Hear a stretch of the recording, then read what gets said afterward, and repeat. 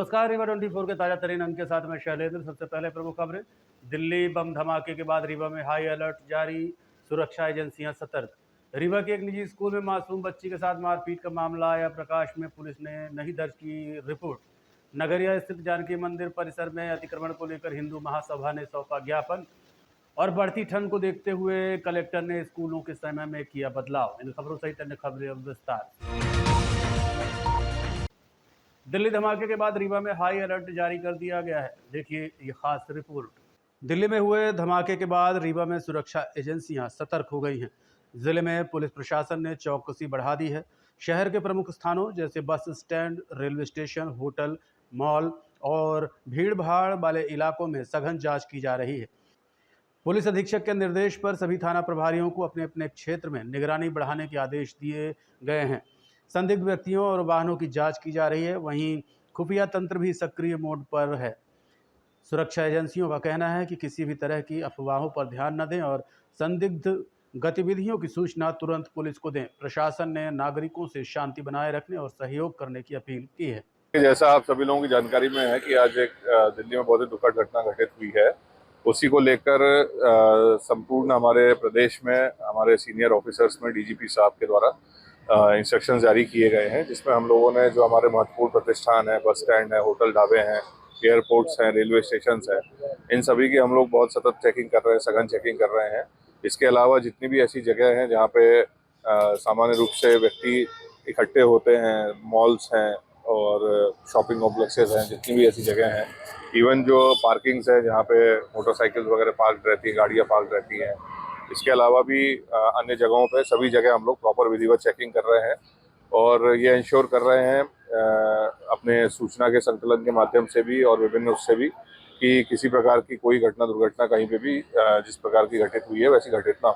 क्या कुछ लग रहा है कि कोई संदिग्ध हो सकता है, क्योंकि यूपी से जुड़ा हुआ है, दिल्ली घटना है। हाँ। और रीवा अलर्ट हुआ है, तो क्या कुछ लग रहा है कैसा हो सकता है? देखिए, अलर्ट तो जहाँ तक मेरी जानकारी में है तो वो हम लोग का पूरा प्रदेश अभी अलर्ट मोड पे है। और क्योंकि हम लोग यूपी से भी क्लोज में है और दिल्ली से भी जो यूपी का रास्ता आता है उसकी एंट्री पॉइंट भी रीवा है, तो हम किसी भी तरह से इस संपूर्ण उसको किसी भी हल्के उसमें नहीं ले रहे हैं।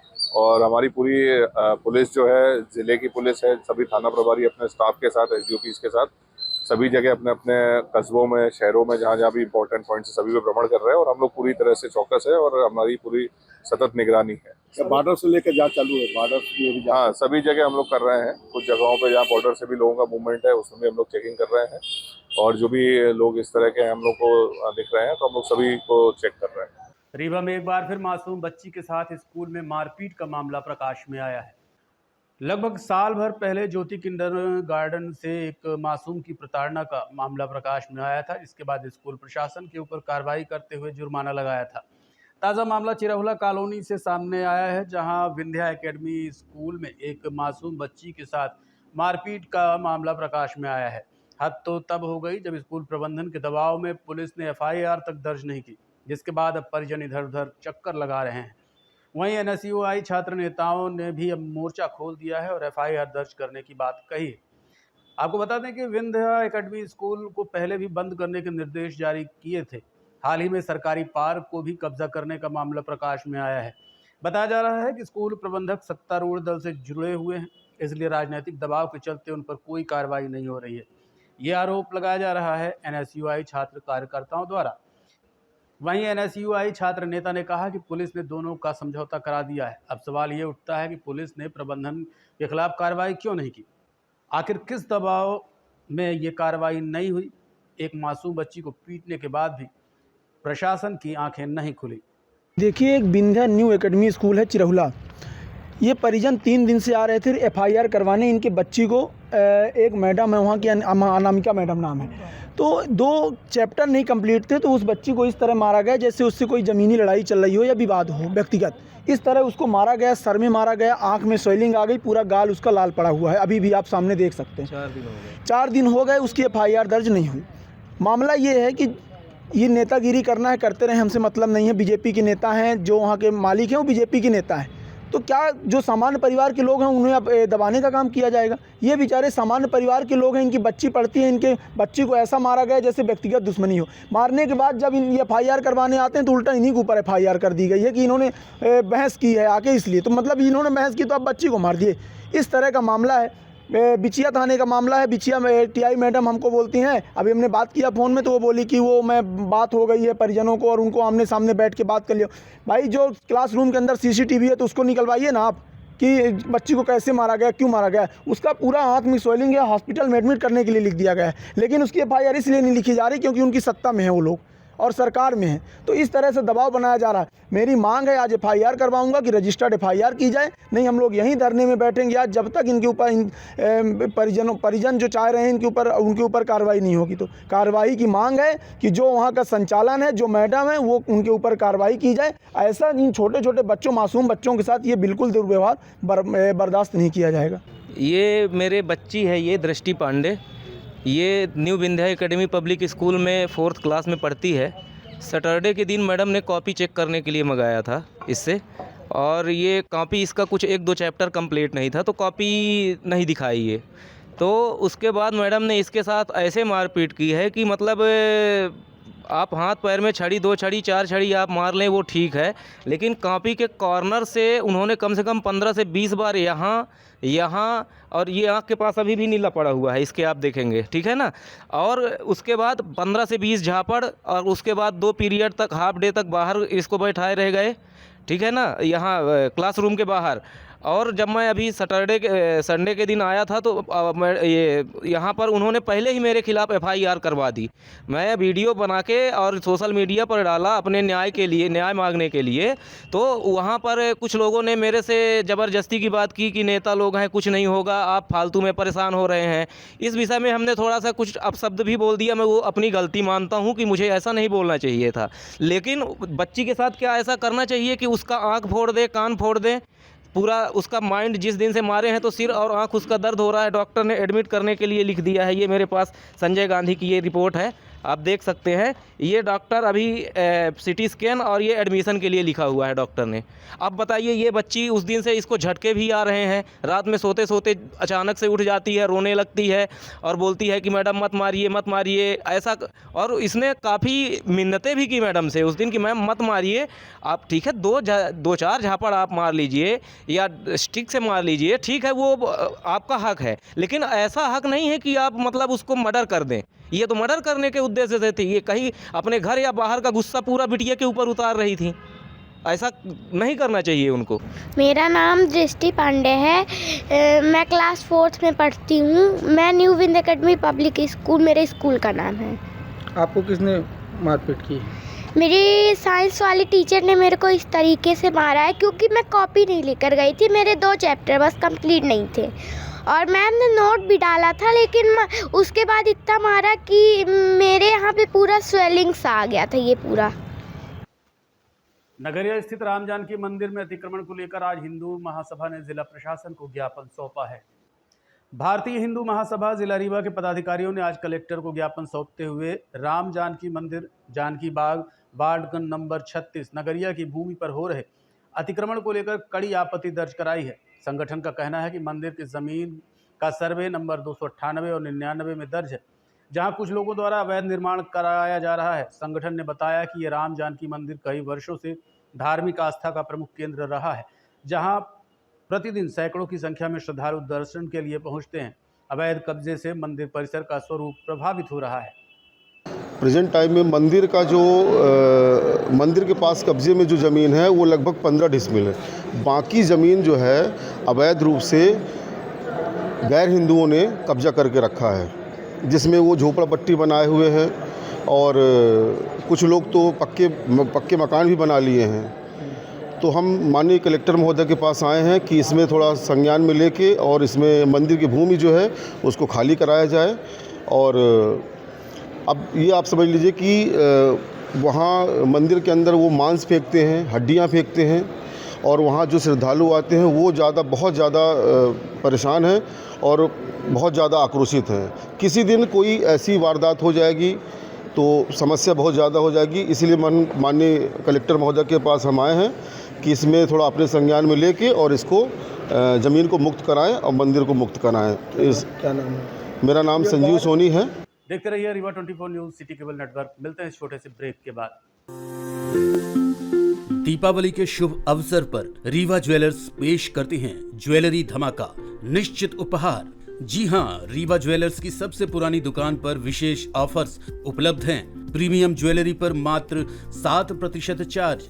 अरे भाई, चांदी की मूर्ति और बर्तन भी उपलब्ध हैं। अधिक जानकारी के लिए संपर्क करें 7898261339 और 6265511369 पर। जी हां, दीपावली के शुभ अवसर पर अब रीवा ज्वेलर्स पेश कर रहे हैं हॉलमार्क ज्वेलरी की 100% वापसी। तो आज ही पधारें Rewa jewellers, fort road, Sindhi चौराहा।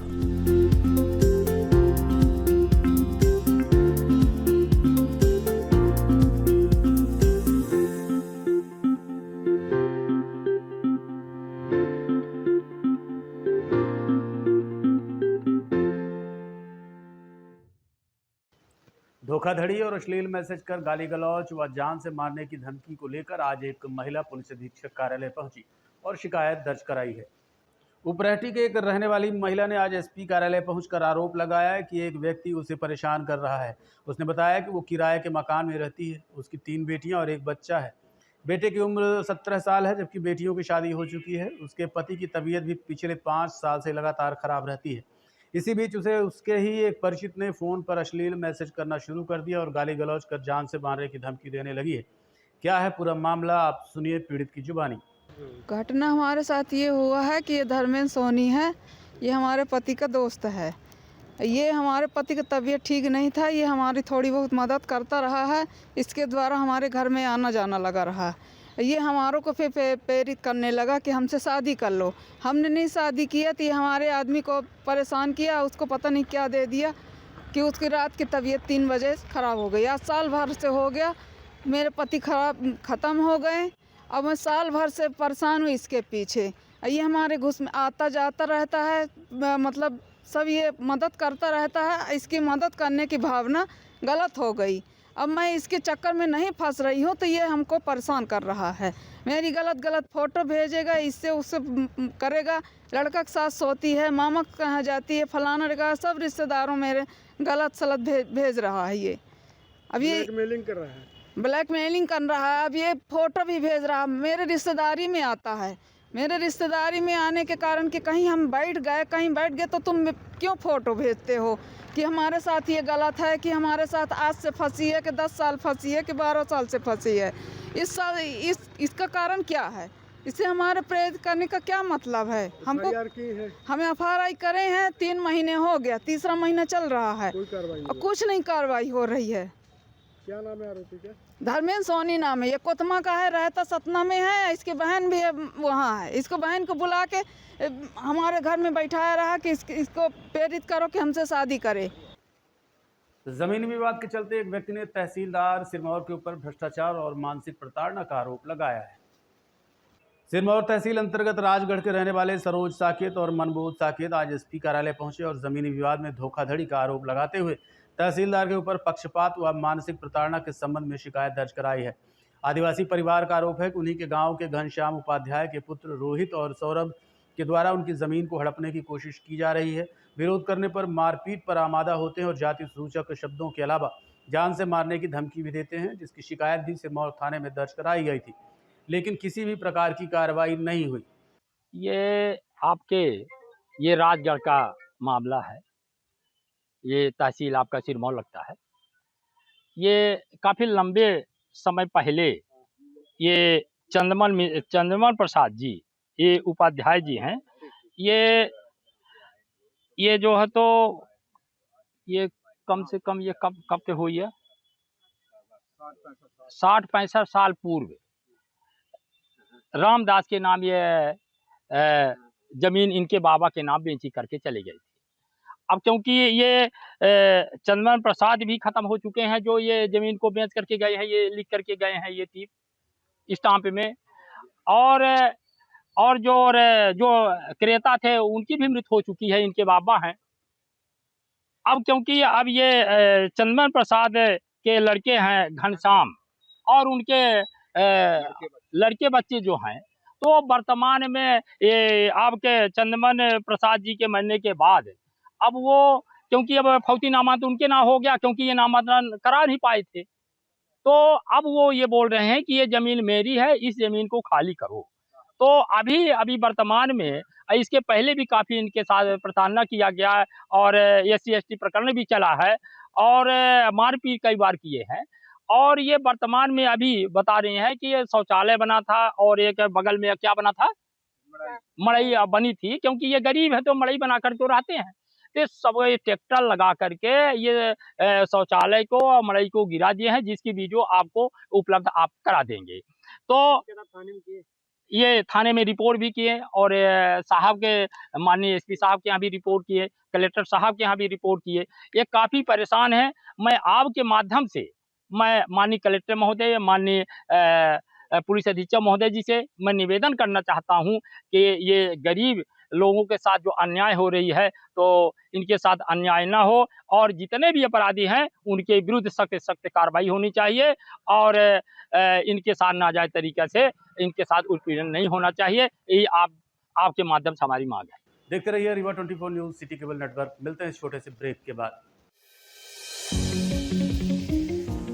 विंध्य क्षेत्र का शिक्षा पथ प्रदर्शक Pentium point group of institutions Rewa, जो पिछले 25 वर्षों से ज्ञान, गुणवत्ता और विश्वास का प्रतीक बना हुआ है। इस प्रतिष्ठान के अंतर्गत संचालित है Pentium point college of pharmacy, मान्यता प्राप्त फार्मेसी काउंसिल ऑफ इंडिया से, जहां संचालित हो रहे हैं B फार्मा 4 वर्षीय और D फार्मा 2 वर्षीय जैसे professional course. Pentium point college of law, मान्यता प्राप्त bar council of India new Delhi से, जहाँ उपलब्ध है देश के भविष्य निर्माता विद्यार्थियों के लिए BCom LLB, BBA LLB, BA LLB 5 वर्षीय, LLB 3 वर्षीय और LLM 2 वर्षीय जैसे रोजगार परक पाठ्यक्रम। Pentium point college of management approved by AICTE, जहां संचालित है हाईली डिमांडेड MBA 2 वर्षीय कोर्स। साथ ही Pentium point technical college Rewa का एकमात्र संस्थान जहां AICTE से मान्यता प्राप्त BBA और BCA जैसे तकनीकी पाठ्यक्रम संचालित है। रेगुलर कोर्सेज में BCom, BSc, BA तथा स्नातकोत्तर स्तर पर MA history, economics, sociology, MSc chemistry, biotechnology, computer science और PGDCA डिप्लोमा भी उपलब्ध है। यहाँ शिक्षण कार्य नेट, सेट व PhD धारक प्राध्यापकों द्वारा कराया जाता है। साथ ही उच्च गुणवत्ता की प्रयोगशालाएं, pharmacy lab, biotechnology lab, computer lab, moot court और विशाल पुस्तकालय संस्थान की विशेषताएं हैं।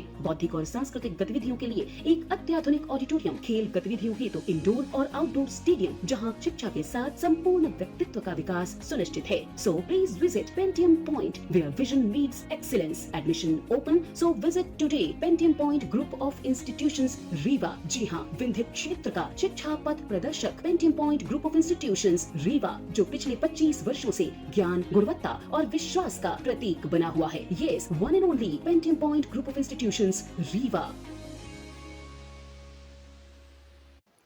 रीवा में बढ़ती ठंड का असर अब स्कूलों के समय पर भी पड़ा है। जिला प्रशासन ने छात्रों के स्वास्थ्य को ध्यान में रखते हुए सभी स्कूलों के समय में बदलाव कर दिया है।